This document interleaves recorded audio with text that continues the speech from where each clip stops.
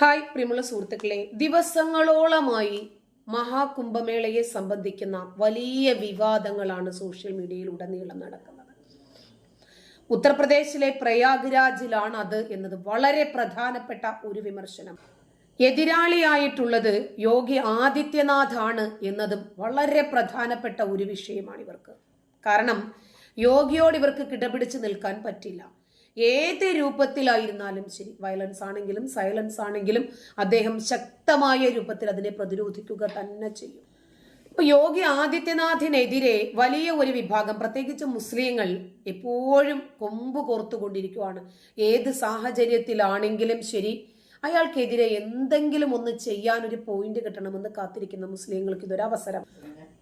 47 കോടിയോളം ഭക്തരായിട്ടുള്ള ഹിന്ദുക്കൾ പങ്കെടുക്കുന്ന പ്രയാഗ്രാജിലെ കുംഭമേള, അത് മുസ്ലിം പുരോഹിതന്മാർക്ക് എന്താണ് പ്രശ്നം?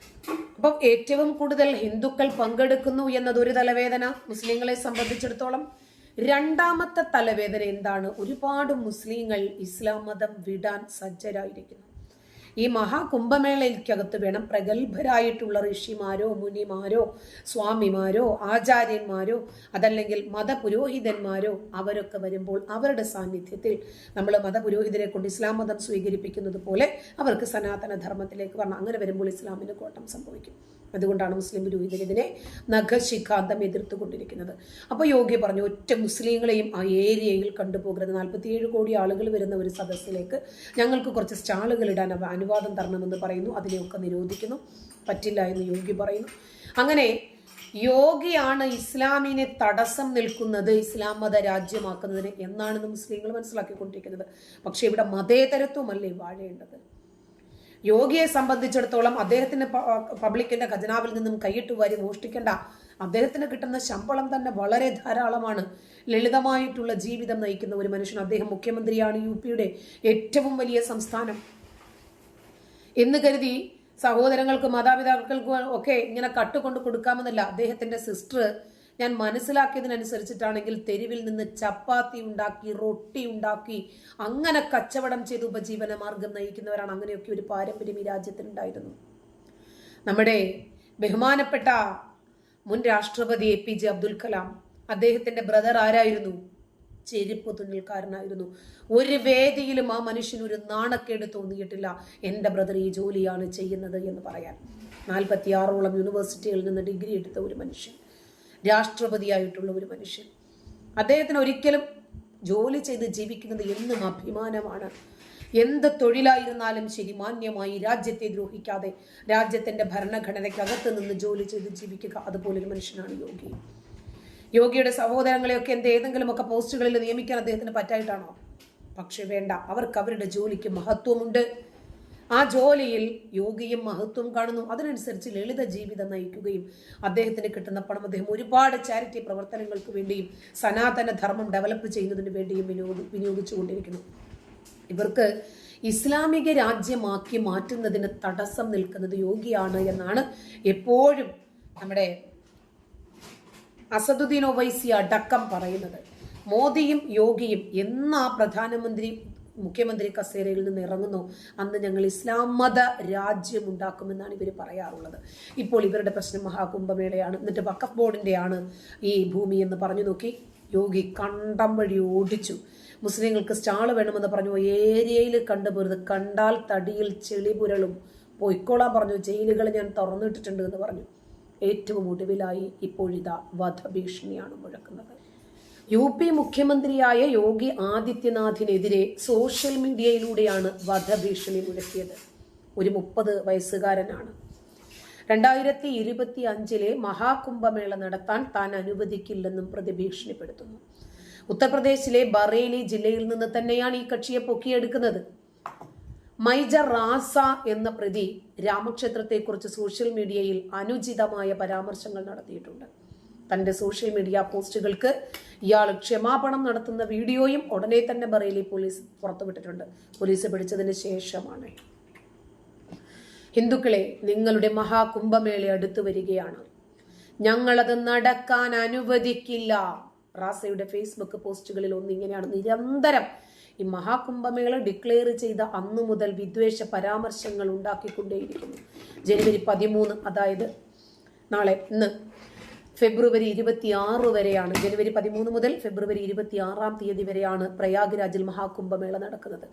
ലോകത്തിലെ ഏറ്റവും വലിയ മതസമ്മേളനങ്ങളിൽ ഒന്നാണ് മഹാകുംഭമേള. അപ്പൊ ഹിന്ദുക്കളുടെ ലോകത്തിലെ ഏറ്റവും വലിയ മതസമ്മേളനത്തെ എങ്ങനെ ചെറുക്കാം, അതാണ് കാക്ക കാണിച്ചു തരുന്നത്.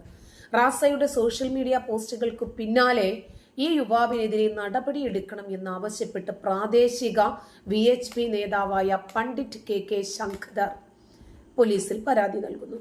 സോഷ്യൽ മീഡിയ പോസ്റ്റുകളെ കുറിച്ച് പരാതി ലഭിച്ചതിനെ തുടർന്ന് ബറേലി പോലീസിന്റെ ഒരു സംഘം അന്വേഷിക്കുന്നു. ഈ അന്വേഷണം ആരംഭിച്ച് ജനുവരി 11 തീയതിയാണ് റാസ എവിടെയാണുള്ളത് എന്ന് മനസ്സിലാക്കുകയും അറസ്റ്റ് ചെയ്യുകയും ചെയ്തത്. ബറേലിയിലെ പ്രേംനഗർ പ്രദേശത്തെ താമസക്കാരനാണ് റാസ. റാസയുടെ അറസ്റ്റിന് ശേഷം ബറേലി പോലീസ് ഒരു വീഡിയോയും പുറത്തുവിട്ടിട്ടുണ്ട്. ഇതിൽ അയാൾ തന്റെ സോഷ്യൽ മീഡിയ പോസ്റ്റുകൾക്ക് ക്ഷമാപണം നടത്തുകയും ഇനി മേലാൽ ഇത്തരം അനുചിതമായിട്ടുള്ള അഭിപ്രായങ്ങൾ പറയില്ല എന്ന് വാഗ്ദാനം ചെയ്യുന്നതുമുണ്ട്. അപ്പൊ ഇദ്ദേഹത്തിന് യോഗിയെ ഇല്ലാതാക്കണം. യോഗി ആദിത്യനാഥിനെതിരെ വധഭീഷണിയാണ് ഇദ്ദേഹം സോഷ്യൽ മീഡിയയിലൂടെ മുഴക്കിയിരിക്കുന്നത്. ഒരു സംസ്ഥാനത്തിന്റെ മുഖ്യമന്ത്രി, ഇപ്പൊ പിണറായി വിജയൻ നടന്നു പോകുന്ന വഴിയിൽ, അല്ല, അദ്ദേഹം കടന്നു പോകുന്ന വഴിയിൽ ആരെങ്കിലും കറുത്ത മുണ്ടുടുത്ത് കുളിച്ചാൽ പോലും കരിങ്കൊടി കാണിച്ചു എന്ന് പറഞ്ഞ് കേസെടുക്കുന്നു. നരേന്ദ്രമോദിക്കെതിരെ വരുന്ന വധഭീഷണികൾ എത്രയാണ്? ശരിക്കു പറഞ്ഞാൽ നരേന്ദ്രമോദിക്കെതിരെ വധഭീഷണി മുഴക്കുന്ന ആളുകൾക്കെതിരെ കേസെടുത്താൽ തീഹാർ ജയിൽ മലയാളികളെ കൊണ്ട് നിറയും. അത്രമാത്രം പുലഭ്യങ്ങളും തെറികളും പറയുന്ന വധഭീഷണികൾ മുഴക്കുന്ന മലയാളികൾ ഇവിടെയുണ്ട്. ഒരമ്മ ഒരു 5 വയസ്സുകാരിയായ കുഞ്ഞിനെ പഠിപ്പിക്കുവാണ്. വളർന്നാൽ നിനക്കാരാകണം, ഈ രാജ്യത്തിനു വേണ്ടി നിനക്ക് എന്ത് ചെയ്യണം? അപ്പോൾ ആ കുഞ്ഞിനെ പറഞ്ഞ് പഠിപ്പിക്കുവാണ് നരേന്ദ്രമോദിയെ ഇല്ലാതാക്കണം. ചെറിയ പ്രായത്തിൽ വരെ കുട്ടികളെ പഠിപ്പിക്കുവാണ് ഒരു മുസ്ലിം മാതാവ് തൻ്റെ 5 വയസ്സുള്ള കുഞ്ഞിനെ പഠിപ്പിക്കുന്നത്. എന്താ?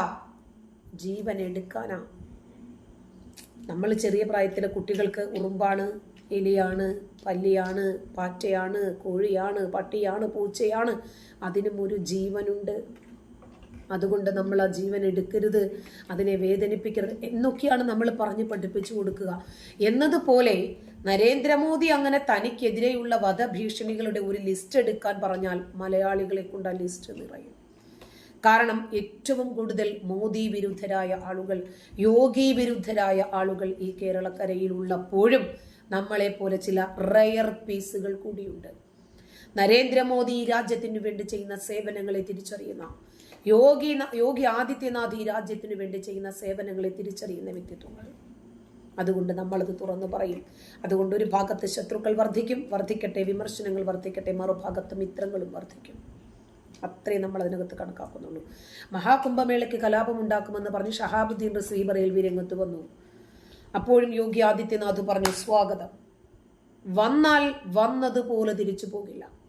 ഇത്ര യോഗി ആദിത്യനാഥ് പറഞ്ഞുള്ളൂ. വീട്ടിൽ ആരോടും തിരിച്ചു വരാം എന്ന് പറഞ്ഞിട്ട് UP-യിലേക്ക് കലാപം ഉണ്ടാക്കാൻ വരരുത്, തിരിച്ചു പോകത്തില്ല. അത് യോഗിയുടെ വാക്കാണെങ്കിൽ ബുൾഡോസർ ബാബെ അത് ചെയ്തിരിക്കും. ആ രൂപത്തിൽ അക്രമികൾക്ക് കൂച്ചുവിലങ്ങിടാൻ ബുൾഡോസർ ഇറക്കിയ വ്യക്തിയാണ് അദ്ദേഹം.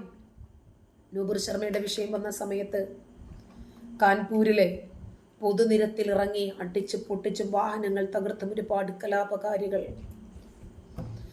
ഇതൊക്കെ കഴിഞ്ഞ് വീട്ടിൽ ചെന്നപ്പോൾ വീടില്ല. വീടിരുന്ന സ്ഥലത്ത് വെറും കുറച്ചു മണ്ണു മാത്രം. ഇത് സാധാരണക്കാരന്റെ വീടും വാഹനവും കടകളും ഒക്കെ അടിച്ച് തകർത്തിട്ട് വീട്ടിൽ പോയി മലർന്ന് കിടന്ന് വിശ്രമിക്കാൻ പോയപ്പോൾ ഒരു പിടി മണ്ണു മാത്രമാക്കി മാറ്റി ബുൾഡോസർ ബാബ.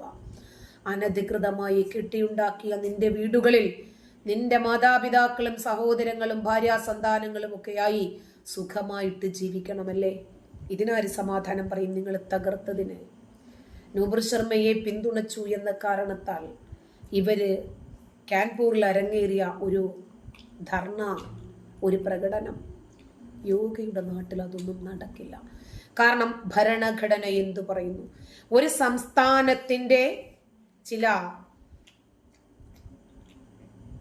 സംസ്ഥാനത്തിൻ്റെതായിട്ടുള്ള ചില നിയമങ്ങളുണ്ടല്ലോ.